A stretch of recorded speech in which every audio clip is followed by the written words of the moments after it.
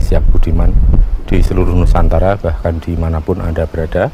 Jumpa lagi, salam sejahtera, salam kebajikan, Om Swastiastu, Namo Buddhaya, Salam. Kali ini kita berjumpa di suatu tempat, yaitu di Sendang Moyo, dan ini tempat yang sangat enak sekali, walaupun di siang hari terasa sunyi dan sejuk ya, jauh dari keramaian. Dan saya di sini akan mengulas suatu hal.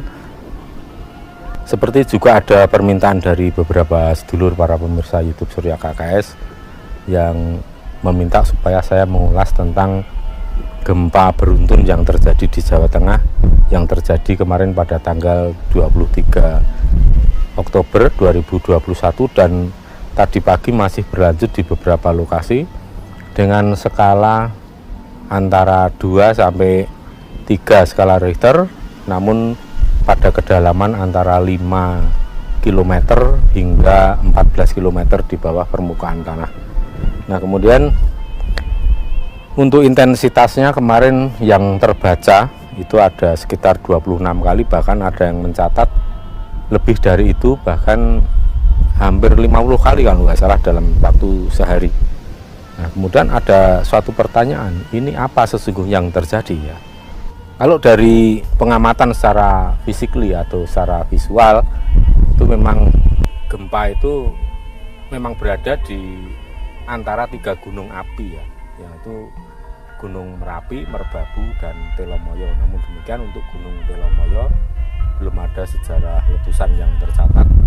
Namun demikian itu menandakan bahwa di bawah ketiga gunung itu, jadi segitiga Gunung Merapi, Merbabu, dan Telomoyo itu terdapat sesar aktif ya. Walaupun sesar aktif ini dalam sejarah itu belum pernah tercatat gempa hingga skala 6 ke atas ya. Namun demikian di situ dalam catatan sejarah di tahun 1800 hingga 1900 sudah berkali-kali tercatat terjadi gempa bumi. Bahkan gempa itu siklusnya sekitar 100 tahun. Seperti kemarin yang terjadi tanggal 23 Oktober 2001 itu dulu sudah pernah terjadi pada tahun 1881 dan tepat sekali tanggalnya juga tanggal 23 Oktober. Nah, ini entah ini kebetulan atau tidak ya, kalau orang bilang begitu, tapi saya melihatnya memang ini unik sekali, dan saya melihat tidak melalui kacamata secara fisik, karena itu memang sudah menjadi tugasnya BMKG, Badan Geologi, dan semua ahli yang berkompeten di bidangnya. Namun demikian saya akan melihat dari sisi spiritual, bisa dikatakan menjadi disiplin ilmu yang saya geluti setiap harinya, maka saya melihat melalui kacamata spiritual. Kalau dilihat dari kacamata spiritual, itu merupakan tiga gunung, yang satu gunung api aktif, yang satu sudah lama tidak aktif, dan satu lagi Gunung Telomoyo itu belum pernah tercatat meletus. Nah, di sini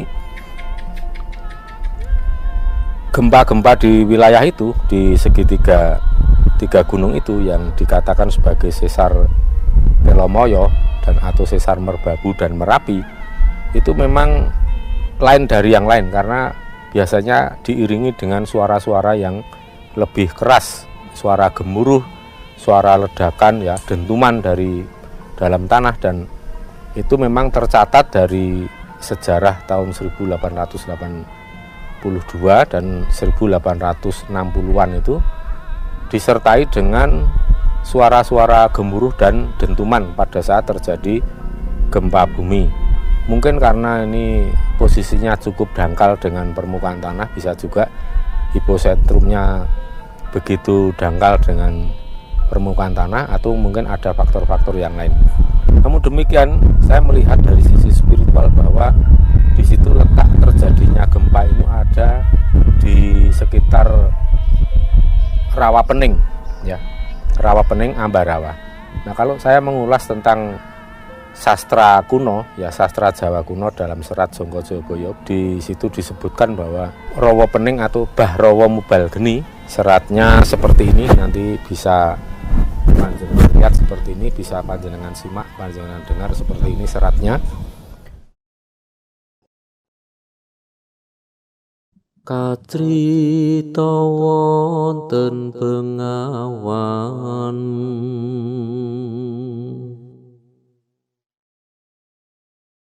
pan ing wara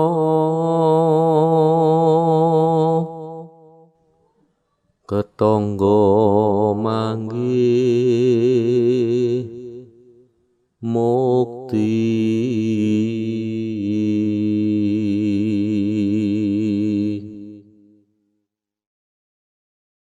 Suli wirayat wau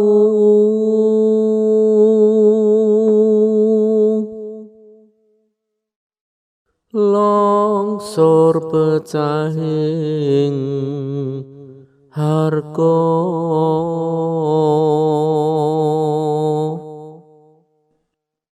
ingkang tirta mili awor lan lendut,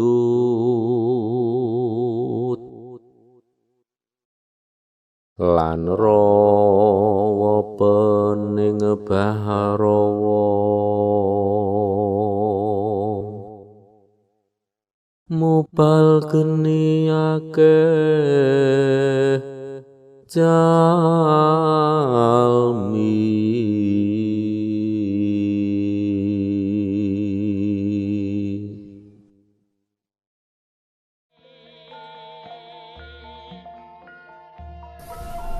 Nah, ini di situ dinyatakan bahwa Bahrawa Mubalgeni, artinya di situ Bahrawa ini adalah Ambarawa, dan Ambarawa ini titiknya ya di Rawapening, dan itu merupakan suatu prediksi kuno yang tingkat akurasinya cukup bagus, dan saya pribadi percaya sekali bahwa itu nanti suatu saat dan dalam waktu yang tidak lama lagi, entah setahun, 2-3 tahun ke depan, itu akan terjadi suatu peristiwa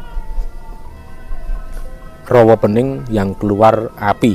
Itu juga sebagai suatu pertanda bahwa calon Ratu Adil akan lahir, atau calon Ratu Adil sudah lahir, akan ditandai dengan Rawapening yang berkobar api. Tapi berkobar apinya ini bisa dalam skala sedang, kecil, atau ya tidak sampai berkobar yang menakutkan, ya, karena itu hanya suatu pertanda alam atau tetenger saja yang menjadi salah satu pertanda atau penanda bahwa calon Ratu Adil sudah lahir.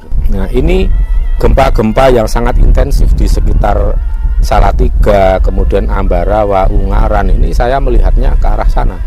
Jadi memang ada sinyal-sinyal seperti itu yang mengarah ke sana bahwa suatu ketika ini nanti ujungnya yaitu tadi ada keluar api di Rawapening. Maka para pemirsa yang budiman, dari segenap tanda-tanda alam ini kita bisa mencermati apa yang akan terjadi dan apa yang sedang terjadi melalui ilmu titen, karena orang Jawa itu memiliki disiplin atau memiliki tradisi untuk membaca bahasa alam melalui ilmu titen, maka ya kita gunakan ilmu titen ini ya.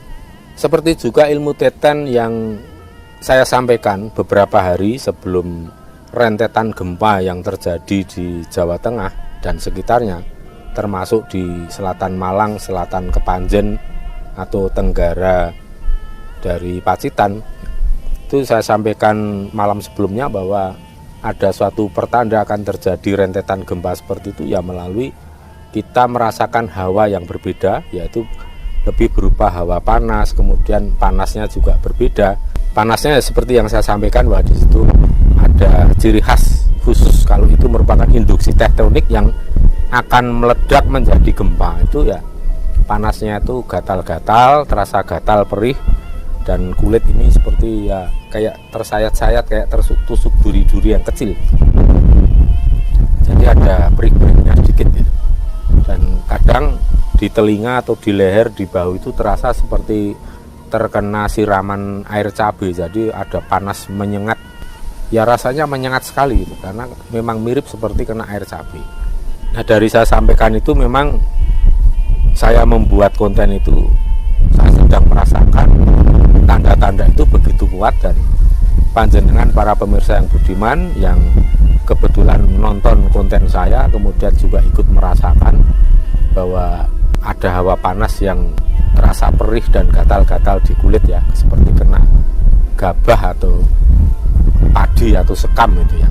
Dan panjenengan hanya beberapa hari, sehari dua hari kemudian sudah langsung melihat apa yang terjadi, dan memang terjadi rentetan gempa.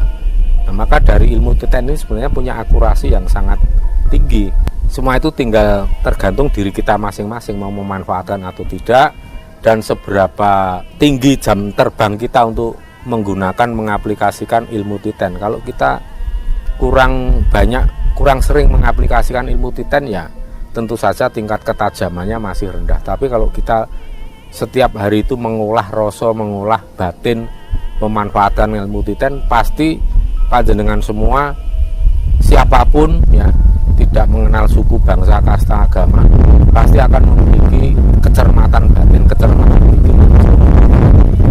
Marilah sedulur-sedulur, saya ajak panjenengan semua untuk memanfaatkan, untuk kembali kepada kearifan lokal, karena di situ banyak sekali manfaat-manfaat yang selama ini kita abaikan, kita tinggalkan, bahkan seringkali dianggap sebagai biang kemusyrikan atau sesuatu yang sesat. Itu sayang sekali, karena penilaian itu kan keluar dari orang yang tidak begitu paham.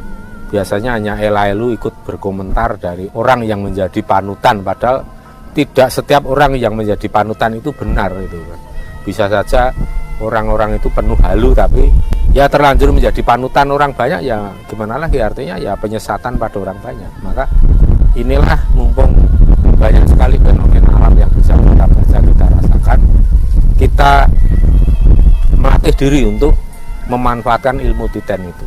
Dan ini belum selesai sedulur-sedulur, ini hawa panas dan merupakan ciri khas terjadi suatu gempa ya di berbagai tempat, atau akan terjadi suatu gempa dengan radius dari posisi kita berada itu ya bisa 50 kilo, 100 kilo, bahkan bisa sampai 500 kilo lebih ya. Nanti kalau panjenengan makin sering mengolah rasa, mengolah ilmu titen, panjenengan akan merasakan gempa-gempa yang terjadi kira-kira 1000 km dari tempat panjenengan berada. Termasuk misalnya kemarin ada gempa di Bali, di Jawa Timur, di Selat Sunda, di Lampung. Itu kita sudah bisa merasakan hawa panas. Cuman hawa panasnya nanti akan bisa membedakan panjenengan ya. Ini kira-kira jarak akan terjadi gempa di dekat dengan kita atau jauh, itu nanti panjenengan akan bisa menilai dan bisa menganalisa itu dengan catatan panjenengan sudah memiliki jam terbang yang tinggi. Percayalah seperti itu, karena ini sangat real, dan ilmu Jawa itu berdasarkan ilmu kasunyatan atau ilmu tentang fakta. Jadi boleh dibilang ya ilmiah, tapi ilmiahnya itu dalam relung atau dalam ranah yang sifatnya metafisik. Ya begitu sedulur-sedulur yang bisa saya sampaikan. Nanti pada kesempatan berikutnya saya akan menyampaikan kepada sedulur-sedulur semua seperti apa aja tanda alam yang selama ini, yang saat ini sedang terjadi, yang mengarah pada terjadinya atau akan terjadinya suatu gempa yang lebih besar lagi. Dan saat ini saya bisa sampaikan bahwa pertanda itu belum selesai, bahkan masih tetap saja intensitasnya justru seperti meningkat ya. Ya mudah-mudahan tidak terjadi apa-apa, kalaupun terjadi apa-apa seluruh makhluk diberikan keselamatan. Tapi seperti yang saya sampaikan tempo hari bahwa kita harus lebih waspada, lebih hati-hati karena sinyalemen terjadinya gempa yang cukup besar dan kemudian disertai dengan tsunami itu sepertinya ya tidak begitu lama lagi. Tapi saya berharap mudah-mudahan tidak ada, dan ini apa yang saya rasakan dan saya lihat ini meleset semua ya. Begitu sedulur, mudah-mudahan ini berguna bagi siapapun panjenengan semua yang ingin belajar tentang spiritual Jawa, tentang kearifan lokal. Sebagai penutup saya sampaikan, mugi tansah nyandung nyampar sekar cempaka mulya, tansah pinaringan sih wiloso saking ngarsaning Gusti ingkang Maha Agung, wilujeng rahayu kang tinemu bondo lan bejo kang teka saking kersaning Gusti, jaya-jaya wijayati, rahayu rahayu rahayu sagung titah dumadi. Matur nuwun.